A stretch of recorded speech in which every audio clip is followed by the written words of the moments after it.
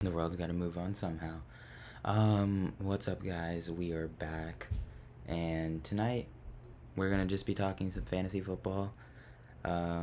Because fuck basketball. Can't wait for the fantasy season.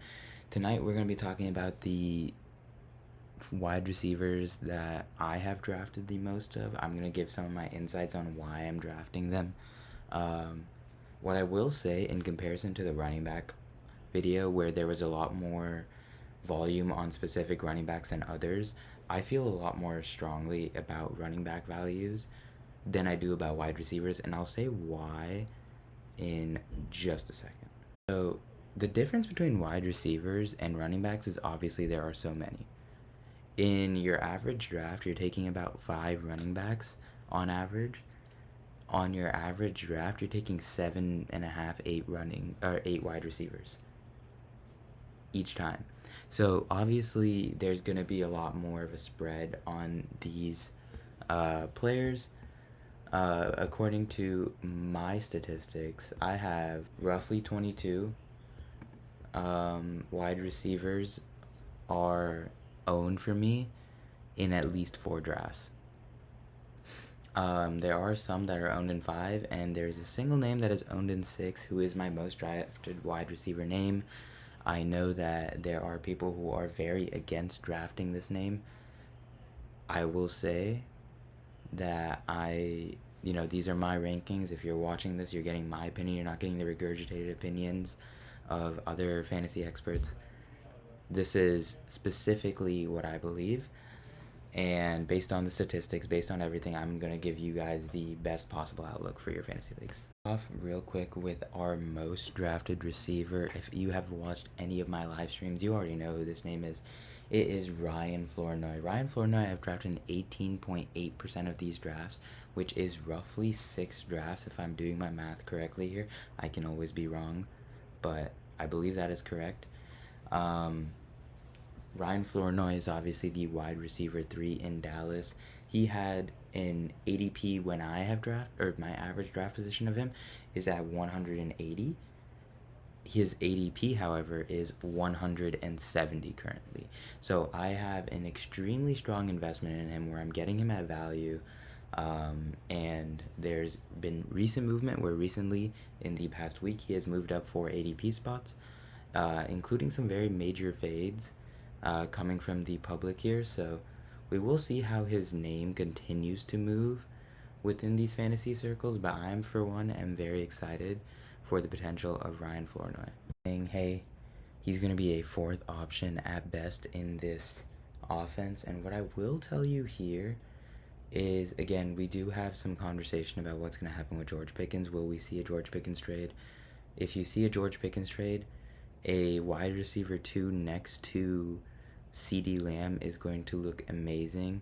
Jake Ferguson is, again, one of the tight ends that is maybe not going to project out the best for the rest of this fantasy season. So I'm actually going to just declare that if you're a Cowboy player, I want you on my team. And this is saying something pretty interesting as a 49ers fan, but the Dallas Cowboys and their passing volume has been pretty absurd for the past couple of years in a team where their defense is not very strong.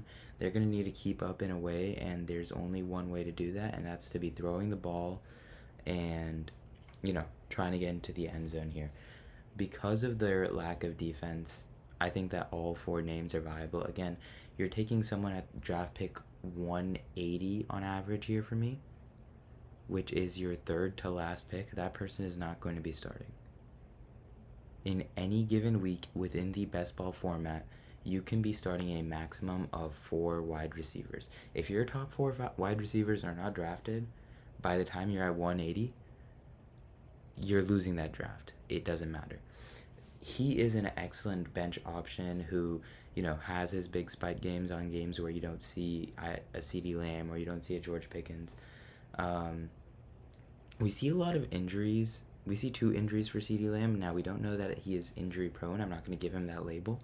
But what may be interesting is to see how the Dallas Cowboys are moving forward with their offense, given that he has these injuries. We've seen that Ryan Flournoy is that true wide receiver 3 in this offense. We can also see, later season trades, if we do see a George Pickens trade, if we see Ryan Flournoy actually package into a trade to one of these receiver light teams, whether it be like the Miami Dolphins or some other teams in that sort of situation. So Ryan Flournoy just has a lot of upside in how he can play off your bench. Again, not a guy that you ever need starting, especially with his pick value. I think he's a great value overall in fantasy. Other names here that I could talk about. I could talk about Puka Nacua, who I have in a lot of drafts, but that's just because I'd be getting the 4th, or in one case I got the 5th overall pick and Puka went there because someone in front of me took JSN first. Either way, nothing too interesting there.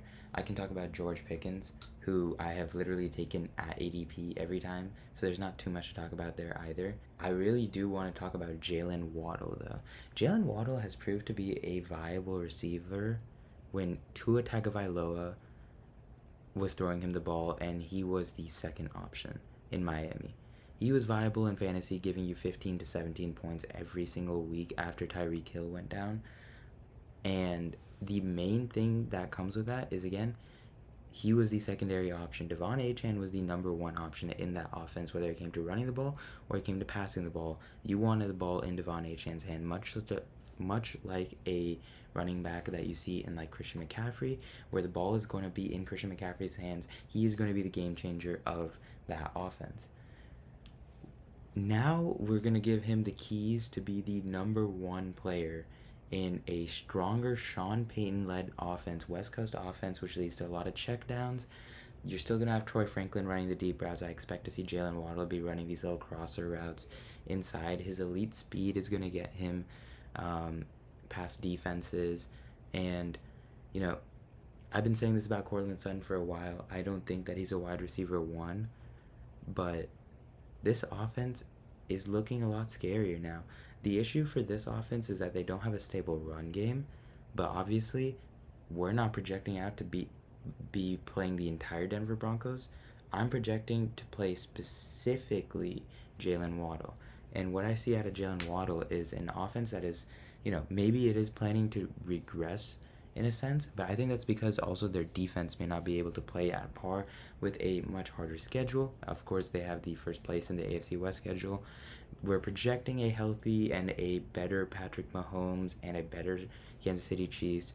We're projecting a significantly better Las Vegas Raiders team, and we're projecting a Los Angeles Chargers team, which I think is somewhat lower in projections from what we see in sports books or these projection markets.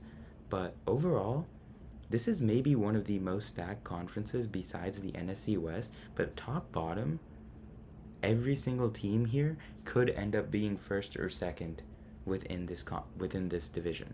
So looking ahead to that, they don't have the easiest schedule, which may mean that they're going to have to pass the ball a lot. A lot of these defenses are not elite. Obviously, the Chargers have a pretty strong defense, but what you see out of the Kansas City Chiefs defense after losing their number 1 corner, I don't see too much that I'm very scared about for any of these teams that they're going to be facing here. So I believe that George Pickens is a slam. I take him generally at ADP, where I have him drafted at 51 on average. His ADP is 49. Again, his ADP is actually trending up currently just because of the way that we've been seeing him in practice. Troy Franklin is a nothing in this offense at this point. We have been thinking about the Troy Franklin experience for a while. We've been thinking about, because, hey, he went to college with Bo Nix, something is going to happen. It hasn't. I don't expect there to be anything different in year 3.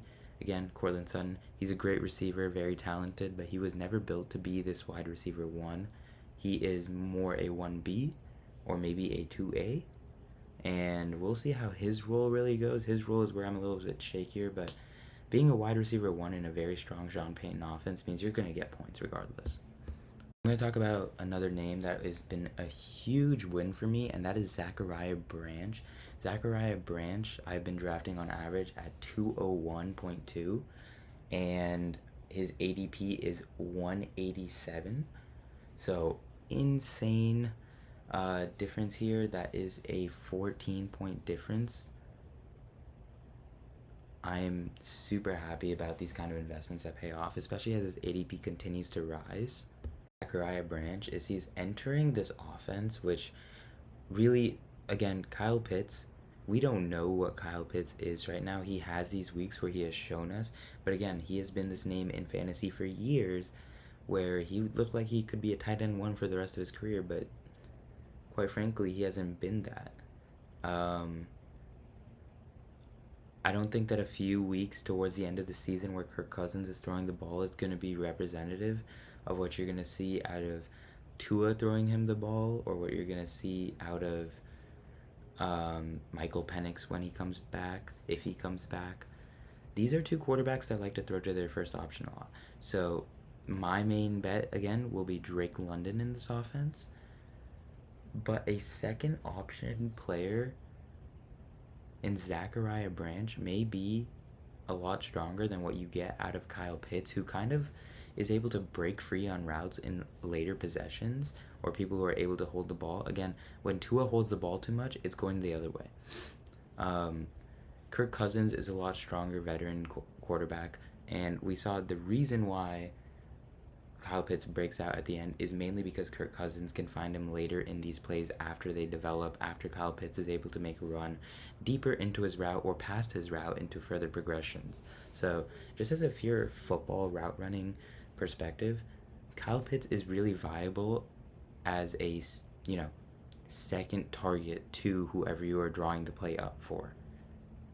If the play is being drawn up for Zachariah Branch because you know that there's going to be, any elite corner guarding Drake London, maybe two corners guarding Drake London, the play should be drawn up for the young, explosive rookie who fell in the NFL draft because of a bogus police charge and is now trending upwards. And we have been seeing a lot come out of this Atlanta Falcons camp.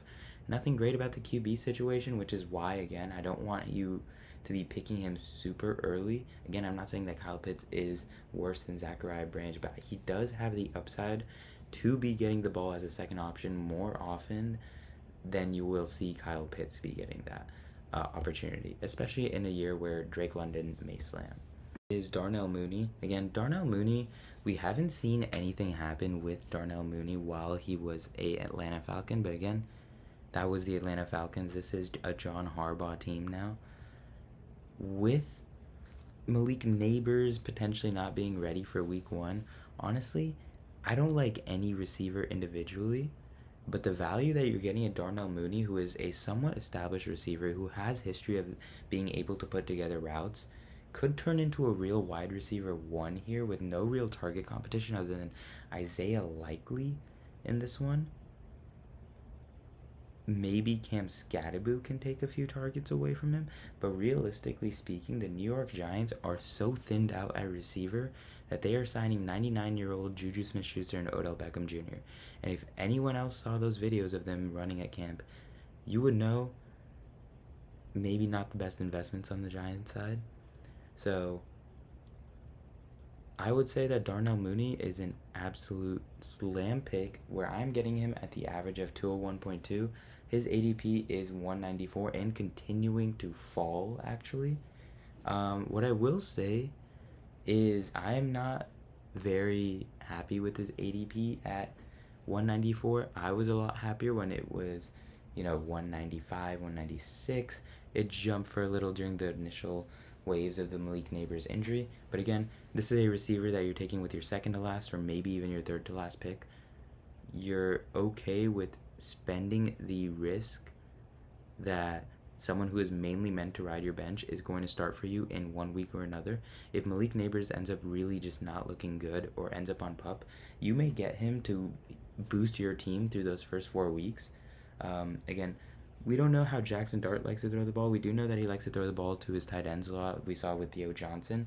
But we also saw him give Wan'Dale Robinson a 1,000-yard season. Again, Wan'Dale Robinson isn't some spectacular receiver. Malik Neighbors is leagues above this guy. So if you can get Wan'Dale Robinson that kind of season, I can bet you he can get Darnell Mooney. Again, not a very spectacular receiver. another 1,000 yard, obviously not 1,000 yard season. Let's say like a 700 yard season, which is really all you want. A lot more than you want actually out of your pick 201, which is what I'm getting him at. So I would say Darnell Mooney, absolute slam in these drafts. The next receiver I want to be talking about is Stephon Diggs. Stephon Diggs is a receiver who is, yes, coming off a major court case. Yes, he is old, but he just had a 1,000 yard season, and he is going at 154 to me, 154 and a half, with his current ADP being 133. Now, I can see how 133 is an insanely high price, but in these drafts, I've been seeing him fall a lot, especially in these puppy drafts, and it may be time to start investing in Stephon Diggs, because depending on the offense that you are getting Stephon Diggs in, for instance, if he goes to that Seahawks offense, because once again, Stephon Diggs is a much better receiver than Rashid Shaheed. Shaheed just has more of an upside for the Seahawks specifically because of his kick return ability, but we see a lot more upside as a receiver next to JSN that can draw targets away from JSN, that can maybe, if JSN is getting doubled, get wide open, get a lot of touchdowns in these cases. He could turn into the next Devontae Adams, where you see him used at the goal line specifically because he has a larger frame, has a strong running presence. So there's a lot of factors to Stephon Diggs' game which still are appealing to me. Obviously, at 133, without him being on a team, that is a pretty high price, but that also projects from the market that he will be signed this offseason. To me, I'm looking at teams that are probably going to be contending, because if you're this older age Stephon Diggs and you just lost to the Seattle Seahawks in your first ever Super Bowl appearance, you may want to finally get one of those. This is his first season making the Super Bowl on this Patriots team, yet he bet on this young Drake May-led team. If he can bet on another team like that, bet on himself to be an improvement for that quarterback, I think that Stephon Diggs has a lot left in him.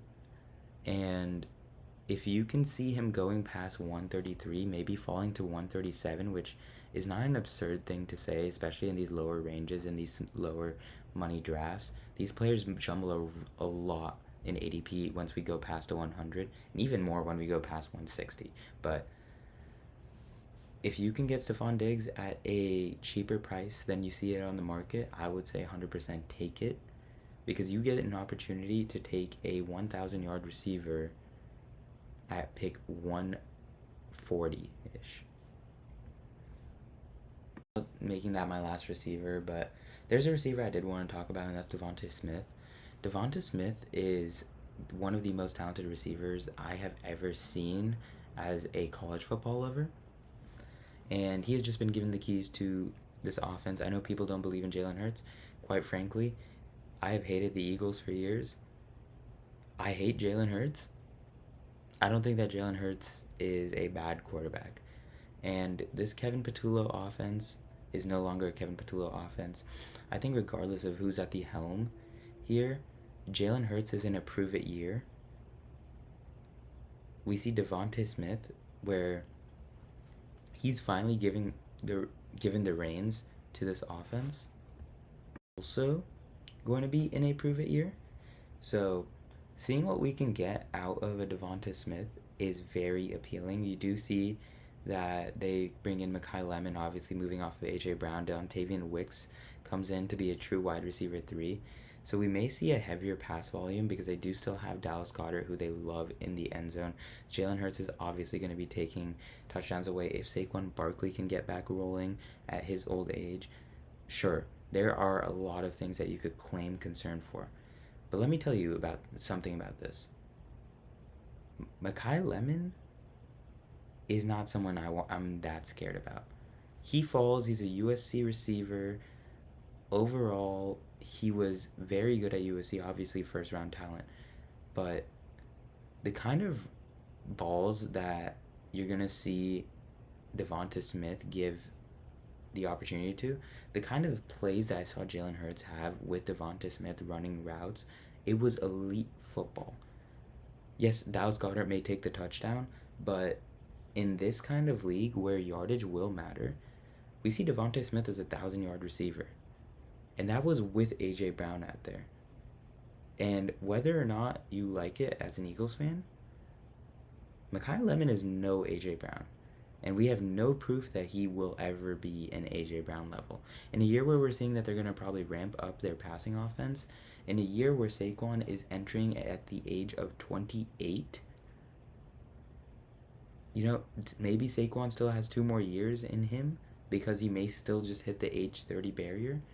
But as of now, there's nothing from Saquon that has proven to me that he will be as good. This offensive line does not look as good. So maybe Saquon is not able to take advantage of runs in the same way that he used to. And we see a lot more coming out of this young, finally, wide receiver one. So these are my main takes when it comes to wide receivers. I do think that there's so many wide receivers I could talk about. So let me know if you guys want a part 2 where I get a chance to talk about some more receivers that may be doing even better in this upcoming season. Wide receivers is definitely the main position that you want to be taking advantage of in these underdog drafts. So having good positions, understanding your rankings, and building off that is the most important thing that you will have going for you in these specific drafts. But really appreciate you guys for sticking with me. Let me know if you want more content similar to this. And I will be live streaming, you know, can't say every night. I go like every other night on YouTube, doing, you know, puppy drafts, these lower value drafts, and really just, you know, gauging how it goes. These are late night PSTs, so if you can make them, go ahead and join. I love to talk to anyone, literally anyone. Please join me. I'm so lonely. Bye.